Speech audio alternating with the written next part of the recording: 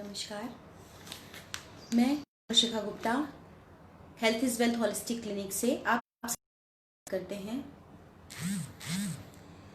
शाम को 5 बजे हर संडे ये प्रोग्राम रहता है जो आपकी क्वेरीज से रिलेटेड है।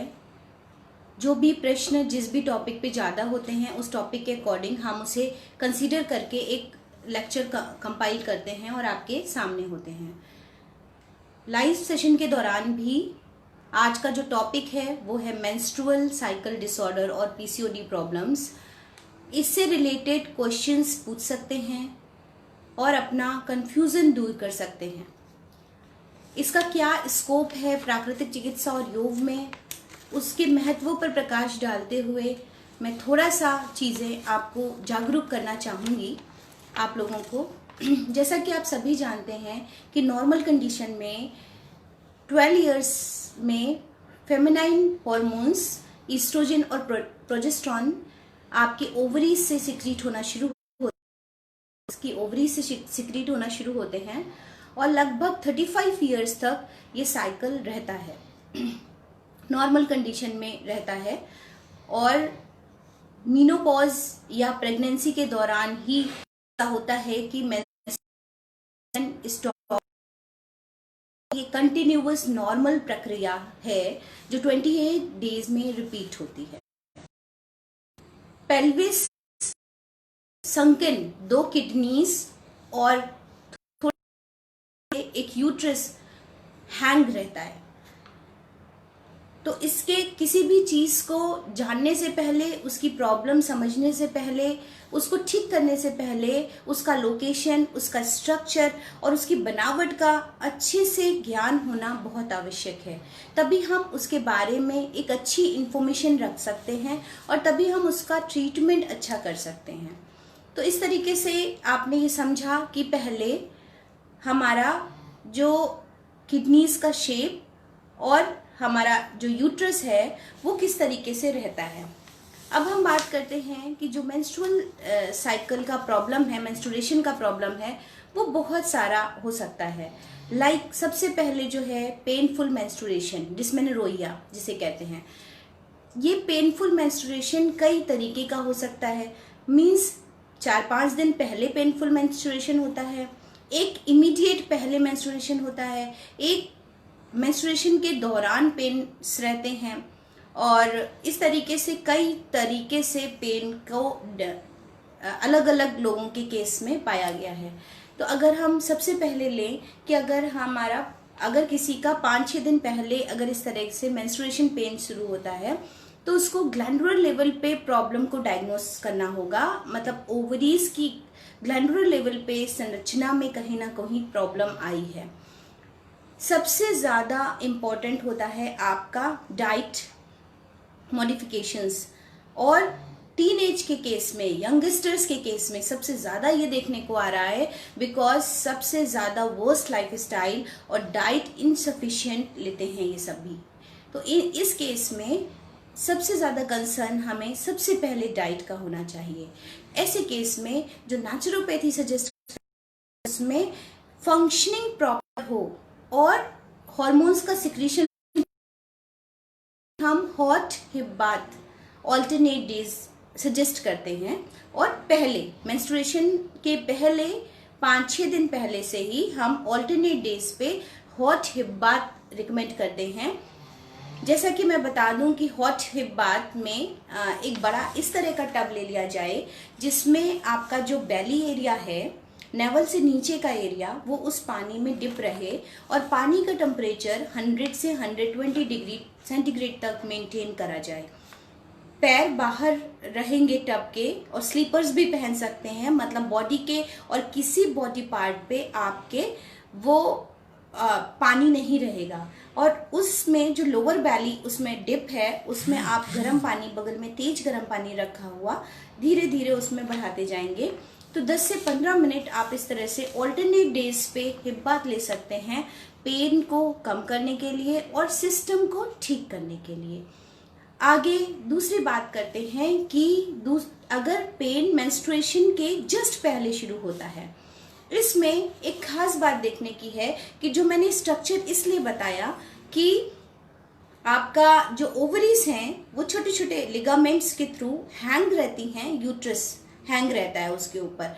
अब अगर बहुत ही लीन एंड थिन है या डाइट न्यूट्रिशन कम है, फैट भी बहुत कम है बॉडी के अंदर, तो उस केस में एलिवेशन चेंज हो जाता है।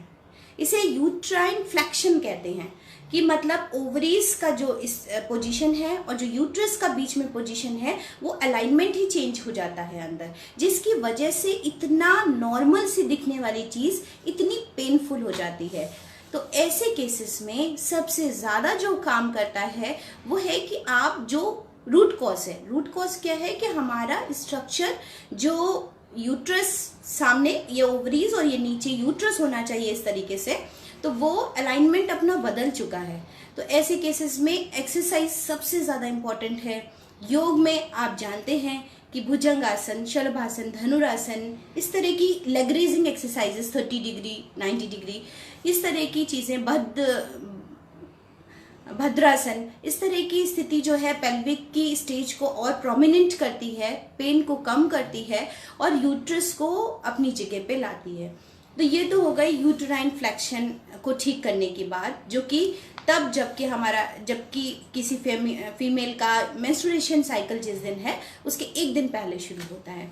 तो अभी तो ये दो कंडीशन हो गई। अब अगर मेंस्ट्रुएशन के टाइम पे पेनफुल है बहुत ज़्यादा, तो उस केस में भी हमेशा ये ध्यान रखने की बात है कि ये जो मेंस्ट्रुएशन प्रॉब्लम्स हैं इनका हमेशा ही ट्रीटमेंट प्राकृतिक चिकित्सा में हम पहले करते हैं। जैसे आपको पता है कि ये दिक्कत है मुझे, तो हम पूरे आने वाले कमिंग मंथ में ट्रीटमेंट करेंगे और धीरे धीरे अपनी बॉडी को ठीक करेंगे। और क्योंकि उस टाइम पे ट्रीटमेंट देना कंफर्टेबल नहीं होता, बट फिर भी इसमें अगर बहुत ज़्यादा पेन बढ़ा हुआ है और मेंस्ट्रुएशन के टाइम पे ही पेन होता है, अगर पहले पेन होता है तो मैंने आपको बताया कि ऑल्टरनेट हॉट हिप बाथ सबसे ज़्यादा रिकमेंड करते हैं और सबसे ज़्यादा फ़ायदा पहुंचाते हैं। अगर इस केस में कि मेंस्ट्रुएशन टाइम पे प्रॉब्लम हो रही है, पेन बहुत ज़्यादा है, तो उसमें हम कोल्ड हिप बाथ, जिसका पानी का टेम्परेचर 50 से 55 डिग्री सेंटीग्रेड होना चाहिए, 15 से 20 मिनट आप उसमें बैठ सकते हैं। तो ऐसे केसेस में ऐसे रिकमेंड करते हैं, पर कभी कभी पेशेंट के लिए बहुत ज़्यादा कंफर्टेबल नहीं होता किसी के लिए भी इसको लेना। तो यही माध्यम है कि आप पहले और बाद में इन ट्रीटमेंट्स को करके उस टाइम को और बेहतर बनाएं, पर इंस्टेंटली अगर आप करें तो आपको ज़रूर फ़ायदा मिलेगा। अब बात करते हैं की हो गई। एक तो हो गया कि अगर 5-6 दिन पहले से पेन शुरू होता है, दूसरा हो गया पीरियड्स के जस्ट पहले पेन शुरू होता है, तो आपका इसका मतलब फ्लेक्शन गड़बड़ है, यूट्राइन फ्लेक्शन गड़बड़ है और आप पोस्चर को ठीक करेंगे एक्सरसाइज के थ्रू। अपनी बॉडी के जो डिफॉर्मिटी हो रही है सेक्सुअल ऑर्गन्स में, उनको ठीक करेंगे। और तीसरा हो गया कि अगर मेंस्ट्रुएशन के टाइम पे पेन होता है। अब बात करते हैं एमेनोरेया, मतलब stoppage of menstrual flow. Menstrual flow जो है वो दो ही तरीके से नेचुरली स्टॉप होता है। एक होने के बाद 35 इयर्स के साइकिल के अंदर, या फिर प्रेगनेंसी में, या फिर आपका मीनोपॉजल कंडीशन में। अगर इसके बीच में नॉर्मल आता हुआ मेंस्ट्रुएशन रुक जाता है तो वो कहीं ना कहीं साइन है कि बॉडी में इनसफिशिएंट न्यूट्रिशन है, या बॉडी बहुत ज़्यादा स्ट्रेस में है, एंग्जाइटी में है, फियर में है, फोबिया में, कोई ट्रॉमेटिक कंडीशन है, या कोई बड़ी कोई इलनेस है, जिसका साइड इम्पैक्ट ये हो रहा है कि पीरियड्स जो हैं लैप्स हो गए हैं या स्किप हो गए हैं। डिसप्लेसमेंट ऑफ यूट्रस एक कारण हो सकता है, वो मैंने आपको बताया कि उसका जो है अगर है तो भी आपको प्रॉब्लम्स आएंगी इस तरीके की। इसका मेन कॉज आप जानते हैं कि एक्सरसाइज, डाइट एंड मेडिटेशन। क्योंकि मेडिटेशन कहीं ना कहीं आपके इस तरह के हार्मोनल डिस्टर्बेंसेस जिसको पिट्यूटरी ग्लैंड गवर्न कर रही है, आपके वरीज हैं, ग्रीफ है, इस तरह की जितनी भी प्रॉब्लम्स हैं उनको हैंडल करता है। और कहीं ना कहीं एनीमिया की अगर कंडीशन है, खून की कमी है, तो वो आपको डाइट के थ्रू ठीक करनी पड़ेगी। तो कई चीज़ों का क्वेश्चन है, अगर इस तरह से आपकी बॉडी सफ़र कर रही है किसी भी लेडीज़ की, तो उसको जनरली अवेयर होना चाहिए और इन सारी चीज़ों पे काम करना चाहिए अपनी बॉडी को लेकर के। किसी भी इस कंडीशन में जब आपका पेन बढ़ा हुआ हो तो जनरली मैंने देखा है कि बहुत ज़्यादा हॉट मिल्क एडवाइस किए जाते हैं, जिसमें कॉफ़ी, टी कंटिन्यूअस लोग पीते हैं, कोको कोला, कोल्ड ड्रिंक, कहते हैं कि उससे रिलीफ आता है, पर ये गलत फिनोमिना है। पहले कॉन्स्टिपेटेड एब्डोमेन था, उसमें ब्लोटिंग हो रही थी, जिससे आपका ब्लोटिंग होने से आपका जो स्ट्रक्चर है, वो जो हमारे ऑर्गन्स हैं वो हैंग हैं, संकीर्ण जरूर है पर वो हैंग है और सब कुछ हमारे एब्डोमिनल एरिया में ही है, तो वो ऐसा पेन महसूस करते हैं और आपको ऐसा लगता है कि गैस रिलीज हो गई, थोड़ा सा मोशन हो गया तो आपको आराम आ गया, पर आपका रूट कॉज प्रॉब्लम वहीं का वहीं रहता है और उल्टा आप उसे एग्रेवेट कर देते हैं। तो जो भी प्रॉब्लम्स माइन्यूटली आपको मैं बता रही हूँ उन पे काम कीजिए, न सिर्फ इस तरीके से एडिक्टेड होकर के आप उन चीज़ों को रिलीफ देने में लग जाइए, क्योंकि अगली बार फिर यही सारी प्रॉब्लम आने वाली है। जितने भी मेल्स वॉच कर रहे हैं उनके लिए स्पेशल थैंक यू, क्योंकि अगर वो इन सब चीज़ों को समझेंगे, जानेंगे, तो कहीं ना कहीं फीमेल्स के लिए कंसर्न रखेंगे, अपनी फैमिली के लिए कंसर्न रखेंगे और उन्हें प्रॉपर रेस्ट की नीड होगी, ट्रीटमेंट की नीड होगी तो उन्हें वो प्रोवाइड कराएंगे। क्योंकि बड़ी मुश्किल है कि लेडीज़ अपने लिए बिल्कुल टाइम नहीं निकाल पाती हैं और फैमिली के लिए ही करती रहती हैं। तो इसके लिए हेल्थ के लिए प्रायोरिटी लीजिए और ज़रूर कीजिए। आगे एक आता है मेनोरोहिया, मीन्स कंप्लीट बहुत ज़्यादा अगर फ्लो हो रहा है, मेंस्ट्रुअल फ्लो बहुत ज़्यादा है, तो हमें क्या करना चाहिए। अगर बहुत ज़्यादा फ्लो है तो ठीक तो करना ही है, हम बेड पेशेंट के बेड को रेस कर सकते हैं थोड़ा सा और 10 to 15 सेंटीमीटर रेस कर सकते हैं। और इस समय पे जब बहुत ज़्यादा फ्लो हो रहा हो तो कोई भी इस तरह की पंजेंट चीज़ like tea, coffee, alcohol, smoking ना की जाए, क्योंकि आजकल कल्चर कुछ ऐसा है कि मुझे ये सब चीज़ें भी बोलनी पड़ रही हैं और ये जितना ज़्यादा सब समझ लेंगे उतना अच्छा है। तो उस समय पर ये चीज़ें ना ली जाएं और प्रॉपर रॉ वेजिटेबल्स, फ्रूट्स और हाई प्रोटीन डाइट रिकमेंड की जाए और बॉडी को एकदम रेस्ट पे डाला जाए। अननेसेसरी हैरेश ना किया जाए, उस फीमेल को रेस्ट पे डालिए। और वैसे भी मेंस्ट्रुअल साइकिल के टाइम पे रेस्ट बॉडी को मिलना चाहिए। हालांकि ये नॉर्मल प्रक्रिया है, बट फिर भी बॉडी या मन डिमांड करता है किसी भी लेडी का कि वो रेस्ट करे, उतना ही काम करे जितना आवश्यक हो और घर के सारे फैमिली मेंबर्स इस बात का सपोर्ट करें। ना कि सिर्फ धर्म, ना कि सिर्फ छुआछूत, ना कि सिर्फ इन सब चीज़ों से ऊपर बॉडी का जो सिस्टम है वो हमेशा ही 3 डेज के लिए, 2 डेज के लिए, एटलीस्ट 3 डेज के लिए रेस्ट मांगता है प्रॉपर, अपने प्रॉपर काम को करने के लिए। इस केस में डाइट अच्छी रखेंगे जब हम रेस्ट पे डालेंगे बॉडी को, डिटॉक्सिफिकेशन डाइट देंगे जिससे ज़्यादा से ज़्यादा क्लीनिंग हो सके और प्रोटीन अच्छा कर मिल सके। पीसीओडी का एक जिक्र कर लें, फिर उसके बाद हम एक डाइट डिस्कस करेंगे। नेचुरोपैथी में मैंने आपको बताया, पहले पीसीओडी की बात करते हैं, पॉलीसिस्टिक ओवरी सिंड्रोम। पहले तो कहीं पे भी आप देख लीजिए तो इसका जो रूट कॉज है, क्योंकि नेचुरोपैथी हमेशा रूट कॉज पे काम करती है, तो पीसीओडी का जो इतना सारा बढ़ रहा है उसका रूट कॉज आप देखेंगे तो हार्मोनल डिस्टर्बेंस लिखेंगे। किस बात का हार्मोनल डिस्टर्बेंस? जो आपका ईस्ट्रोजन एंड प्रोजेस्टेरॉन जो आपके ओवरीज से सिक्रीट हो रहा है, पर इसको गवर्न कौन कर रहा है? आपका पिट्यूटरी मास्टर ग्लैंड। तो इन सब को देखते हुए हमारी पिट्यूटरी मास्टर ग्लैंड को एक्टिवेट करना, हेल्दी रखना आपका काम हो गया। तो उसके लिए सबसे ज़्यादा जो इफेक्ट कर रहा है वो क्या है आजकल? आपका irritation, anxiety, anger, unwanted sleep, कभी सोएंगे कभी नहीं सोएंगे, इरेगुलर।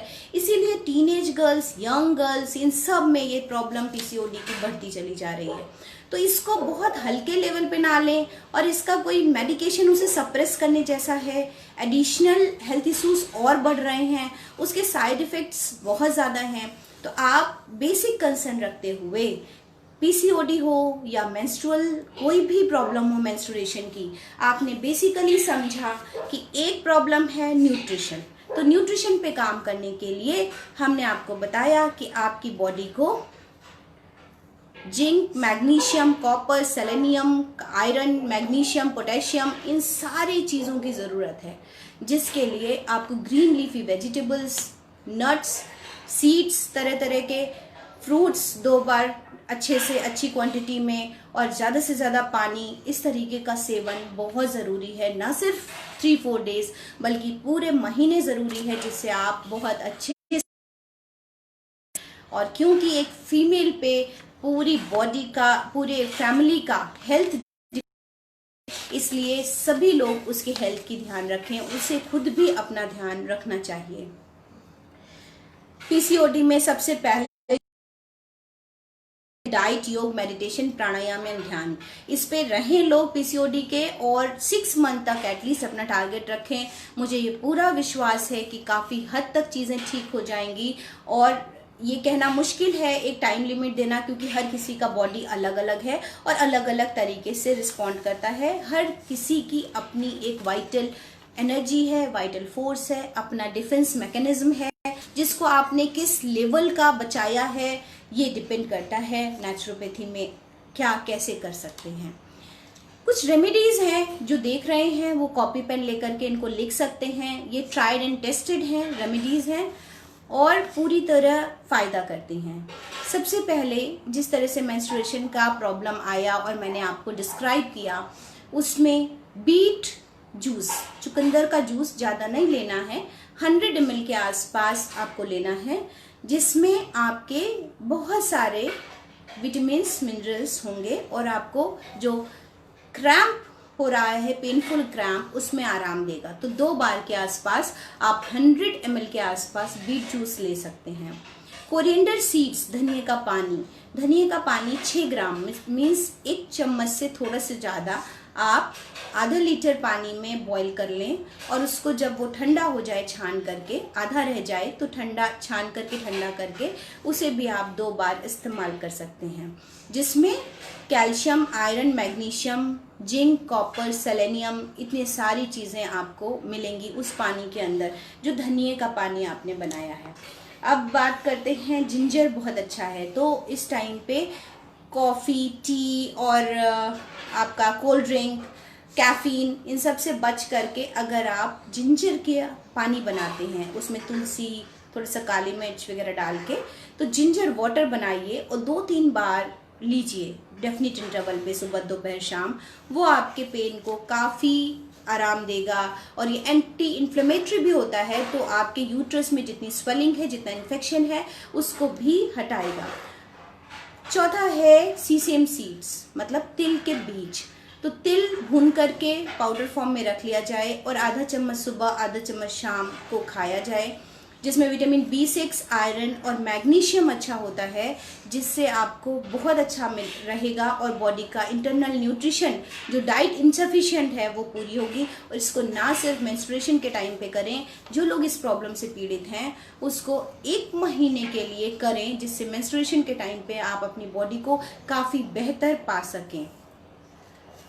तो ये तो हो गई प्रोटीन डाइट में। आप जानते हैं मैं हमेशा नट्स हैं, आलमंड्स हैं, आपका सीड्स हैं, स्प्राउट्स हैं, इन सबको ज़्यादा से ज़्यादा प्रायोरिटी देती हूँ और इनको स्नैक्स के टाइम पे सुबह शाम अच्छे से पीनट्स 1 मुट्ठी भून करके, रोस्ट करके आप खा सकते हैं। और अगर आप दूध से कोई परहेज नहीं है तो दूध और मिल्क के प्रोडक्ट एक अच्छा फ़ायदा देते हैं, लेकिन तब जब आपके बॉडी में गैस्ट्राइटिस, कॉन्स्टिपेशन टाइप के सिम्टम ना हो और बॉडी से बहुत ज़्यादा मेंस्ट्रुअल फ्लो हो रहा हो, उस समय आपको आराम देंगे ये। तो अभी काफ़ी सारे लोग वॉच कर रहे हैं, thank you so much. Mummy Monika Arora ji, Lakshmi Jaiswal ji नमस्कार। एज यूजुअल आप हमेशा मेरे प्रोग्राम में होते हैं। आशा आंटी नमस्कार। अर्चना सिंह जी नमस्कार। कृष्ण कुमार जी नमस्कार। राजू शर्मा जी नमस्कार। चंद्रा सिंह जी नमस्कार, हमेशा ही एज यूजुअल मेरे प्रोग्राम में। राकेश कुमार श्रीवास्तव जी नमस्कार।